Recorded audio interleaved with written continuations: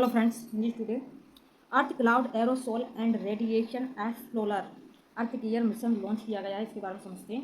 अर्थ care mission यूरोपीय अंतरिक्ष agency ECA और Japan aerospace exploration agency JXA के बीच एक संयुक्त वेंचर है।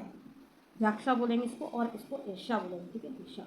उद्देश्य, इस मिशन का उद्देश्य बादलों एरोसोल विकिरण के बीच जटिल परस्पर अभिक्रिया का समग्र विवरण प्रदान करना है। इससे जलवायु संकट के दौरान पृथ्वी के विकिरण संतुलन में नई अंतर्दृष्टि प्राप्त होगी। पृथ्वी का विकिरण संतुलन वास्तव में पृथ्वी पर आने वाले और अंतरिक्ष में वापस जाने वाले विकिरण घटकों का लेखा जोखा है। एक मिनट।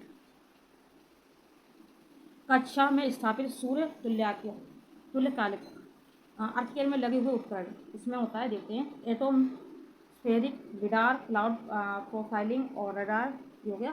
फिर मल्टी स्पेक्ट्रल इमेजर, इसको MSI और ब्रॉड बैंड रेडियोमीटर।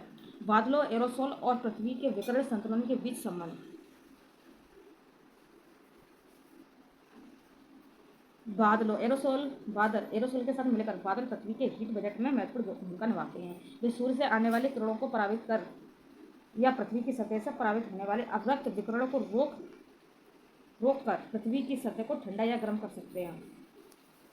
पृथ्वी पर बादलों द्वारा उष्णता और शीतल प्रभाव की सीमा बादलों के आकार, उनकी आवश्यक ऊंचाई, उनमें जल की मात्रा, कणों के आकार पर निर्भर करती है। एरोसोल ये धूल और प्रदूषक जैसे छोटे कण होते हैं जो वायुमंडल में निलंबित अवस्था में रहते हैं। सीधे तौर पर वे सौर विकिरण को परावर्तित और अवशोषित करते हैं तथा पृथ्वी की सतह से परावर्तित होने वाले विकिरण को अंतरिक्ष में जाने से रोकते हैं।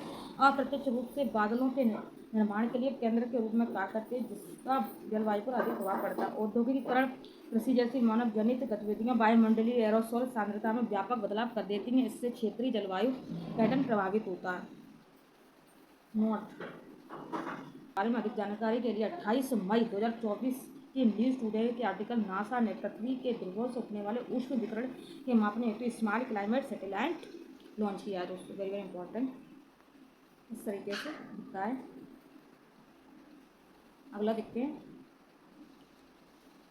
विश्व व्यापार संगठन WTO विश्व व्यापार संगठन WTO के कुछ सदस्यों ने भारत की कृषि इनपुट सब्सिडी पर आपत्ति प्रकट की है। WTO की कृषि समिति की बैठक में संयुक्त राज्य अमेरिका और यूनाइटेड किंगडम जैसे कुछ सदस्यों ने 2022-23 में भारत द्वारा कृषि सब्सिडी में की गई 50% की वृद्धि पर चिंता जताई है। इस पर भारत का कहना है कि उसकी इनपुट सब्सिडी निम्न आय वाले या संसाधन विहीन किसानों के लिए भी, जिन्हें कृषि समझौते के तहत छूट दी गई। कृषि समझौते के बारे में आगे हम समझेंगे। उरुग्वे दौर में इस पर समझौता हुआ। 1994 में मराकेश, मोरक्को में इसकी अभिपुष्टि की गई। इसमें कृषि और व्यापार नीति के निम्नलिखित 3 व्यापक क्षेत्रों से जुड़े प्रावधान शामिल हैं। बजट, बाजार पहुंच, इसमें टेरिफिकेशन, प्रशुल्क कमी और बाजार पहुंच के अवसर शामिल है। टेरिफिकेशन का अर्थ कोटा व अलग अलग शुल्क जैसे सभी गैर प्रशुल्क बाधाओं को समाप्त करके एक समान प्रशुल्क लागू किया जाना चाहिए। टेरिफिकेशन का अर्थ होता है कोटा, ही मैंने बताया अभी। और घरेलू पहुंच, इसका संबंध उन सब्सिडी और अन्य सहायता कार्यक्रम से है जो सीधे उत्पादन को प्रभावित करते हैं तथा व्यापार को विकृत करते हैं। इन कार्यक्रमों के तहत प्रदान की जाने वाली सब्सिडी के प्रकार के आधार पर अलग प्रकार के बॉक्स, हम लोग अभी यहाँ पर देखेंगे बॉक्स के बारे में बता रहा है। और निर्यात सब्सिडी ऐसे तरीकों से संबंधित है जो निर्यात को कृत्रिम रूप से प्रतिस्पर्धी बनाते हैं। WTO के नैरोबी मंत्री स्तरीय सम्मेलन 2015 के लिए निर्णय के अनुसार विकसित और विकासशील सदस्य देशों में कृषि निर्यात सब्सिडी समाप्त कर दी गई। विकासशील देशों के पब्लिक स्टॉक होल्डिंग कार्यक्रम पीस क्लोज के अंतर्गत, हालांकि पीस क्लोज अस्थायी समाधान है। पीस क्लोज प्रावधान के अनुसार WTO सदस्य देश की कृषि समझौते के तहत विकासशील देशों के पब्लिक स्टॉक होल्डिंग कार्यक्रम की अधिक सब्सिडी को कानूनी रूप से चुनौती दे सकते हैं। अलग अलग प्रकार के सब्सिडी बॉक्स जैसे कि एम्बर बॉक्स, इसके तहत दिए जाने वाले समर्थन या सब्सिडी की कुछ सीमाएं होती हैं। यह कृषि उत्पादन मूल्य की तुलना में मिस यानी न्यूनतम सब्सिडी की अनुमति देता है। ब्लू बॉक्स, आमतौर पर एम्बर बॉक्स से तहत दिए जाने वाले कृषि समर्थन या सब्सिडी को ब्लू बॉक्स में रखा जाता है। इसमें किसानों को भी उत्पादन सम्मति करने की आवश्यकता होती है, यानी उत्पादन का कोटा निर्धारित किया जाता है। ग्रीन बॉक्स, इसमें सरकार द्वारा वित्त पोषित ऐसी सब्सिडी शामिल है जो व्यापार को विकृत नहीं करती या न्यूनतम विकृति का कारण बनती हैं। लोकसभा चुनाव 2024 के उम्मीदवार की विश्लेषण रिपोर्ट जारी की गई है। यह विश्लेषण association for democratic reforms ADR और नेशनल इलेक्शन वॉच ने किया है। विश्लेषण रिपोर्ट के मुख्य बिंदुओं पर एक नज़र। 2009 से 2024 तक लोकसभा चुनाव लड़ने वाले राजनीतिक दलों की संख्या 104% की वृद्धि हुई है। विश्लेषण के अनुसार 2024 के चुनाव में 751 राजनीतिक दल भाग ले रहे हैं, जबकि 2019 में 677 और 2014 में 464 और 2009 में 368 राजनीतिक दलों ने चुनाव में भाग लिया था। 2024 के चुनाव में 14% उम्मीदवारों ने अपने खिलाफ बलात्कार, हत्या के प्रयास, अपहरण जैसे गंभीर आपराधिक मामले दर्ज होने की घोषणा की है।